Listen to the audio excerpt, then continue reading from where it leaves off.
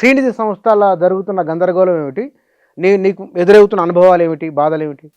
బాధలంటే సరే దీనిలో స్త్రీనిధి అనేది ఒక మంచి సదుద్దేశంతోన ఏర్పాటు చేసిర్రు.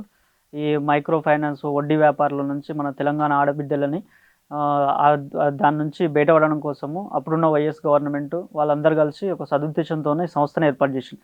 మంచి ఉద్దేశంతోనే ఏర్పాటు చేసిన సంస్థలు రాబందుల్లాగా పీక్క తింటుండ్రు ఇప్పుడున్న అధికారులందరూ.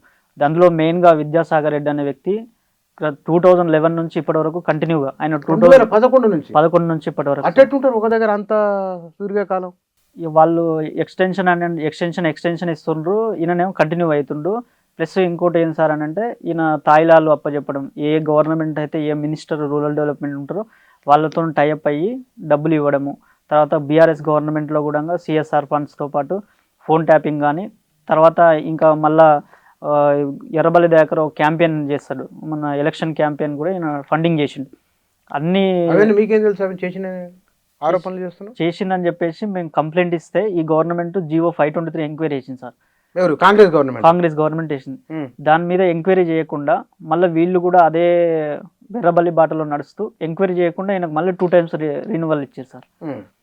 ఆ ఎంక్వైరీ ఊసేదని సీతక్కని అడిగితే నాకు సంబంధం లేదని చెప్తుంది. ఇచ్చింది ఆమెనే, మళ్ళీ సంబంధం లేదని ఆమెనే చెప్తుంది. విద్యాసాగర్ రెడ్డిని పక్కన కూర్చోబెట్టుకొని రివ్యూ చేస్తుంది. రివ్యూ చేసి మేము చెప్తానంటే అవినీతిని సహించమని మళ్ళా గొప్పలు చెప్తుంది.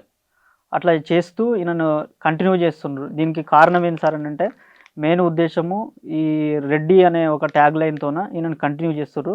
మెయిన్ ఉద్దేశము వాళ్ళ తమ్ముడు చంద్రశేఖర్ రెడ్డి ఇప్పుడు ఇంతకుముందుకు సీఎంఓ సెక్రటరీ ఉండే, ఇప్పుడు ఆర్టీఏ కమిషనర్ ఉన్నాడు. తర్వాత వేం నరేందర్ రెడ్డి, వీళ్ళందరూ కలిసి, వేం నరేందర్ రెడ్డి అంటే ఇంకా రేవంత్ రెడ్డి, ఇంతవరకు అందరినీ కలిసిన సార్ నేను. ఒక రేవంత్ రెడ్డి మాత్రమే మనకు అపాయింట్మెంట్ ఇవ్వలేదని ఇప్పటి వరకు. ఇష్యూ ఆయన దగ్గరికి వెళ్ళింది, ఇది షార్ట్అవుట్ చేసుకోండి అని కూడా ఆయన చెప్పిండు. ఆయన సీతక్క గారు వీళ్ళందరూ కలిసి పైన చెప్పేది ఒకటి ఉంటుంది, లోన వీళ్ళు చెప్పేది ఒకటి ఉంటుంది సార్. అంటే సీఎం అతని విషయంలో సీరియస్గానే ఉన్నారు. ఆయన నాకున్న సమాచారం మేరకు నేను తెలుసుకున్న విధానం బట్టి, ఆయన ఉన్న విధానం బట్టి మీరు దీన్ని షార్ట్అవుట్ చేసుకోండి, బయటికి ఎందుకు వస్తుంది అనే విషయం చెప్పిండు. ఆయన మనం పోయినప్పుడు మనం వేరే వాళ్ళతో ఫోన్ చేయించినప్పుడు ఇట్లా చెప్తుండు, కానీ లోపల మాత్రం ఆయనకు ఎక్స్టెన్షన్ ఇస్తారు. ఇప్పుడు కూడా ఆయనకు May 23 వరకు ఎక్స్టెన్షన్ ఉంది. ఇప్పుడు నేను వేరే వాళ్ళతో చేయించిన అక్కతో మాట్లాడినా ఏం చెప్తారు సీతక్కదారు అంటే మేము ఎక్స్టెన్షన్ ఇవ్వమని అంటారు. లాస్ట్కు తీరా వచ్చేసరికి మళ్ళీ ఎక్స్టెన్షన్ ఇస్తారు సార్. ఇప్పుడు ఎంతమంది ఎంప్లాయీస్ ఆ సంస్థలో మీ జిల్లాలో? నా ఫస్ట్ 737 మంది ఉండే సార్. ఇప్పుడు ప్రస్తుతానికి 274 మెంబర్సే ఉన్నారు. ఈయన వేధింపులు భరించలేక ఈయన రివ్యూ పెట్టినా కూడా ఉంటే ఉండండి, పోతే పోండి, ఇది సంస్థ నాది, ఇది నేనే చేయాలి, నేనే ఉండాలి.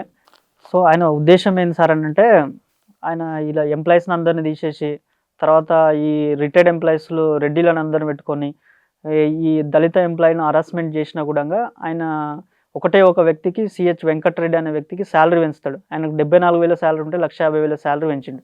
ఒకే ఒక వ్యక్తికి సంస్థలు రూల్స్ వైలేషన్ ఏవి అట్లా చెప్తున్నాయి. ఈయన రిటైర్డ్ ఎంప్లాయీస్, ఆయన అవుట్సోర్సింగ్ కాంట్రాక్ట్ బేస్ అయిన వ్యక్తికి ఈయన ఒక్కటే వ్యక్తికి శాలరీ పెంచిండు సార్. మిగతా వాళ్ళు ఎవరికి పెంచలే. ఇదే ఫీల్డ్లో పనిచేస్తున్న మేనేజర్ కానీ అసిస్టెంట్ మేనేజర్లు కానీ తక్కువ జీతం ఉంది, 1 నుంచి 7 నుంచి 8 మండలాలు వర్క్ చేస్తారు. వాళ్ళకు మాత్రం 15,000 జీతం ఇస్తారు. ఆ 15,000 కూడా అన్ని ఊళ్ళు తిరుగుతూనే ఇస్తాడు ఆయన. ఒక 70 నుంచి 80 ఊళ్ళు తిరగాలి ప్రతి నెల, తిరుగుతూనే ఫుల్ శాలరీ వేస్తాడు. ఆ 70 ఊళ్ళు తిరిగే వరకు 5,000 పెట్రోల్ అయిపోతుంది, 5,000 ఖర్చులకు అయిపోతుంది, మిగిలేదు 5,000 సార్.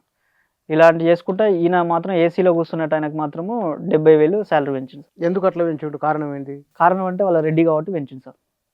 ఆల్రెడీ గవర్నమెంట్ మొన్న ఎంప్లాయీస్ని తీసేయమని చెప్పింది, రిటైర్డ్ ఎంప్లాయీస్ని తీసేసినా కూడా మళ్ళీ ఈయన వెంకటరెడ్డి అనే వ్యక్తిని తీసుకొచ్చుకొని 72,000 ఉన్న శాలరీ తీసేసే ముందు మళ్ళీ తీసుకొని 150,000 శాలరీ పెంచింది సార్. ఇదంతా ఓపెన్ జరుగుతుంది. జరుగుతుంది. అధికార యంత్రాంగం అక్కడనే ఉంటుంది అంతమంది. సీతక్క గారికి చెప్పి మాకు బాగా విసుకొస్తుంది సార్. ఏం చెప్పినా దీనికి పెద్దోళ్ళు ఉంటారు, అది ఇది అని చెప్తారు. ఈ వెంకటరెడ్డి అనే వ్యక్తికి 150,000 శాలరీ పెంచింది సార్. ఇది సార్, ఇది 150,000 రూపాయలు శాలరీ పెంచింది ఓన్లీ ఒకటే పర్సన్కి. అట్లా నిబంధనలు మరి లేవు, నిబంధనలు లేవు, ఏం లేవు. నేను వీళ్ళకు ఎంసీ మీటింగ్ అని ఒకటి ఉంటుంది, మేనేజింగ్ కమిటీ, దానిలో గ్రామాల నుంచి కానీ మండలాల నుంచి కానీ ఒక 19 మందిని ఎన్నుకుంటారు మహిళలు. వాళ్ళకు కనీసం ఒక ఇంటర్ డిగ్రీ చదివిన వాళ్ళకి అలా అవగాహన ఉండదు. ఇట్లా మొత్తం ఇంగ్లీష్లో మొత్తం ఎంసీ మీటింగ్ చేసేసి ఆయన అనుకున్నదే దానిలో పెట్టేసి నేను ఇట్లా అంటున్నా అని చెప్పి పెట్టేస్తాడు అంతే. వాళ్ళ దగ్గర అభిప్రాయాలు తీసుకోడు, ఏం తీసుకోడు. నేను వీళ్ళ ఎంసీ మీటింగ్ కల్లా వీళ్ళని అప్రూవల్ తీసుకున్నారు, ఒక్కరినే ఎందుకు పెంచిండ్రు, మిగతా మా ఎంప్లాయీస్కి పెంచాలి కానీ అని అడిగితే వీళ్ళు అడగలేదని చెప్తారు వాళ్ళు. అంటే ఉద్దేశం ఏం సార్ అంటే ఎవ్వరు ఎంసీ మీటింగ్ ప్రెసిడెంట్ అయిన వాళ్ళందరినీ ఈయన గుప్పెట్లో పెట్టుకుంటాడు. గుప్పెట్లో పెట్టుకొని ఈయన ఆడిందే ఆట పాడిందే పాట ఉంటుంది. ఇప్పుడు మనం ఇది కోర్టులో చేసినా కూడా ఎంసీ మీటింగ్ డిసైడ్ చేసింది కాబట్టి మేము ఇచ్చినామని చెప్తారు. కానీ నామ్స్ కానీ హెచ్ఆర్ పాలసీ కానీ ఏవి కూడా ఈయన పాటించారు sir. HR policy cooperative Srinidhi under register 1964 cooperative ప్రకారం రిజిస్టర్ అయింది. ఈ రిజిస్టర్ ప్రకారం ఆయన 58 ఇయర్స్ వరకే ఉండాలి. కానీ ఆయన 17 ఇయర్స్ వరకు కంటిన్యూ అవుతాడు.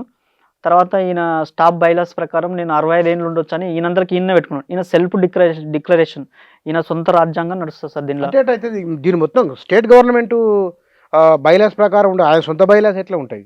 ఇది అడిగే వాళ్ళు లేరు సార్, పర్యవేక్షణ లేదు. సీతక్క గారికి అపాయింట్మెంట్ అది మంత్రిగా ప్రమాణ స్వీకారం చేసినప్పటి నుంచి మేము కంటిన్యూగా చెప్తూనే ఉన్నాం. దీనిపైన మీరు ఒక స్ట్రాటజిక్గా మీటింగ్ పెట్టి దీన్ని ఫుల్ఫెడ్జ్గా ప్రక్షాళన చేయాల్సిన అవసరం ఉంది అక్క అని చెప్పినాం. ఆమె ఒకసారి మీటింగ్ పెట్టదు, నేను బయట ఉండి వల్ల చేస్తున్నా అని చెప్పేసి ఈ విద్యాసాగర్ రెడ్డి ఒక 40 మంది చెంచాలను పిలుచుకొని వాళ్ళతో మీటింగ్ పెడుతుంది.